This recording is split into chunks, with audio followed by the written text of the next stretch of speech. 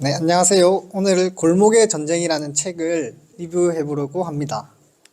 골목의 전쟁이라는 책은 소비시장은 어떻게 움직이는가 하는 책이고요.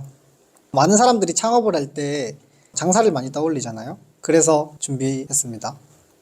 처음으로 국수랑 파스타의 가격을 말하는데요. 국수는 6,000원, 파스타는 12,000원.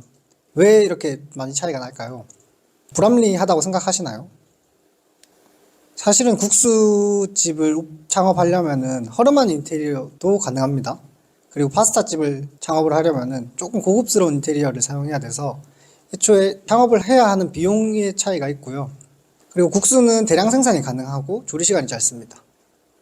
미리 육수를 끓여 놓고 재료를 볶아 놓고 한번 끓여서 주기만 하면 되고, 파스타는 주문이 들어왔을 때 하나하나 조리를 해야 되고요. 그리고 토마토도 우리나라 국산 토마토를 사용하면 안 되고 해외에 있는 토마토를 사용해야 한다고 합니다. 그런 이유에 있어서 국수와 파스타의 가격 차이가 있다고 합니다.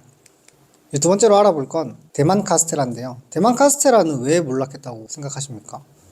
대부분의 사람들이 먹거리 엑스파일이라는 방송으로 인해서 몰락했다고 많이 생각을 하는데요.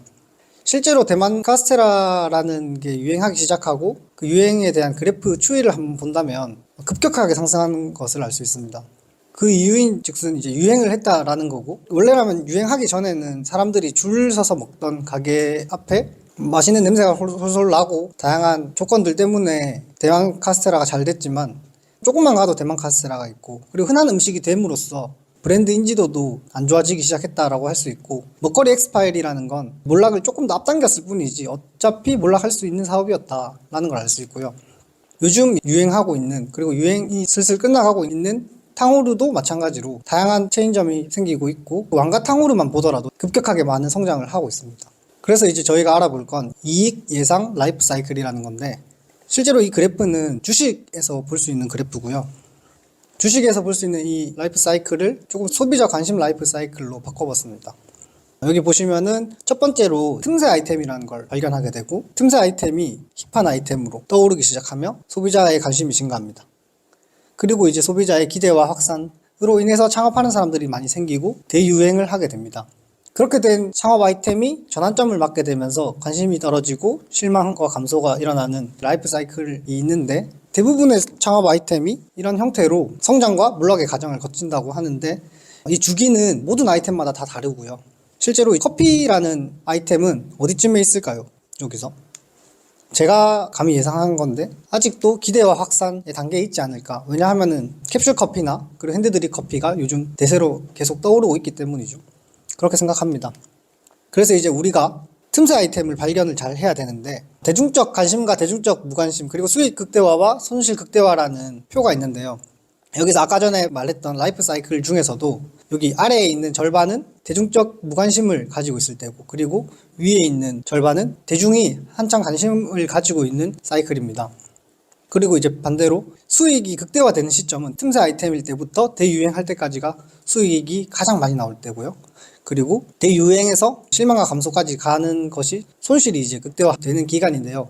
그렇다면 우리는 이 그래프 두 개를 겹쳐서 창업이 가능한 수익 기간을 예상해 볼 수 있는데요. 그 수익 기간은 소비자 관심이 증가할 때부터 대유행을 하고 조금 내려가는 시점까지를 우리가 이제 창업이 가능한 수익 기간이라고 말할 수 있고, 그렇다면 우리는 관심이 증가할 때 빨리 창업을 시작했다가 대유행할 때 사업을 매각하는 것이 가장 수익을 많이 창출할 수 있다고 볼 수 있습니다.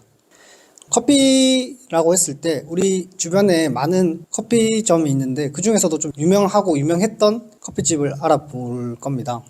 먼저 스타벅스인데요. 스타벅스는 천천히 성장세를 그리고 있습니다. 그리고 카페베네나 엔젤리너스는 생각보다 가파른 성장세를 볼 수 있는데요. 이 말은 즉슨 프랜차이즈 관리를 똑바로 하지 않고 아까 전에 봤던 대만 카스테라나 탕후루와 같은 그래프를 그리고 있죠. 그래서 현재로서는 카페베네 엔젤리너스보다는 스타벅스가 훨씬 더 유명하고 많이 살아있는 것을 알 수 있습니다. 그래서 프랜차이즈 사업에 있어서 카페베네를 조금 더 알아봤는데요. 카페베네가 왜 몰락했냐면 프랜차이즈 사업의 본질을 간과했기 때문에 몰락했다고 볼 수 있고요. 프랜차이즈 사업의 본질은 표준화와 매뉴얼화가 중요합니다.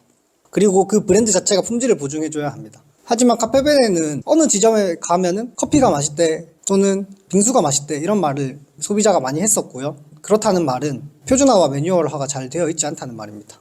스타벅스는 아까 전에 봤을 때 천천히 성장세를 이루고 있었는데요. 스타벅스는 전 지점에 이제 글로벌 직영 운영으로 해서 계점 비용이 많이 들었고요. 그런 와중에도 직원 교육과 품질을 계속 유지하려고 노력했습니다. 그래서 2011년부터 본격적으로 증가하였고, 현재는 이제 엄청 많은 프랜차이즈를 대한민국에 보유하고 있죠. 그래서 카페베네의 급성장 이유는 직영점이 아닌 가맹점 중심으로 사업을 했기 때문이고요. 급격한 성장에 따라서 교육과 품질 유지를 실패하고 편차가 많은 상품을 생산하였기 때문에 브랜드 가치가 하락했습니다. 이제 또 알아볼 것은 저희가 원가에 대해서 알아볼 건데요. 많은 사람들이 식품으로 창업을 하기 때문에 원가에 대한 이야기를 할 거고, 원가는 자영업자 가격 구성 기본 원칙으로 한 3분의 1은 재료비, 3분의 1은 임대료, 그리고 3분의 1은 사업자의 수익과 각종 비용으로 계산하는 게 가장 보편적이고요.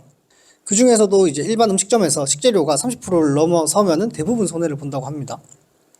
하지만 한국 상황은 2014년도를 기준으로 음식 재료비가 40%를 넘어서고 있습니다.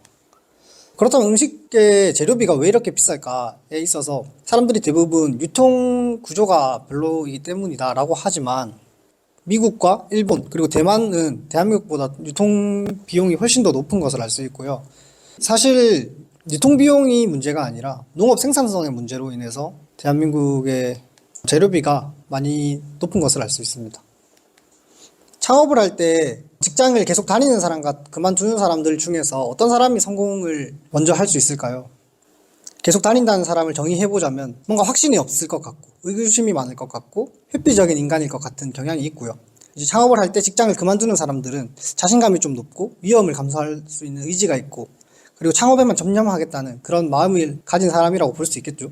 하지만 실제로 절복해서 성공하는 경우는 별로 없다고 합니다. 애플의 스티브 워즈니악도 HP 회사에서 근무하며 애플 업무를 봤고요. 나이키도 이제 원래 회계사 일을 하면서 러닝슈즈를 판매했고요. 인터파크 그리고 SK 엔카 당근마켓도 전부 사내벤처에서 이제 성공했다고 볼 수 있습니다. 그래서 창업에서 성공하려면 창업에만 너무 집중하는 것이 아니라 자신의 전문 분야를 잘 발전시키며 직장을 계속 다니면서 창업을 준비하는 것을 추천드립니다. 이상으로 발표 마치도록 하겠습니다.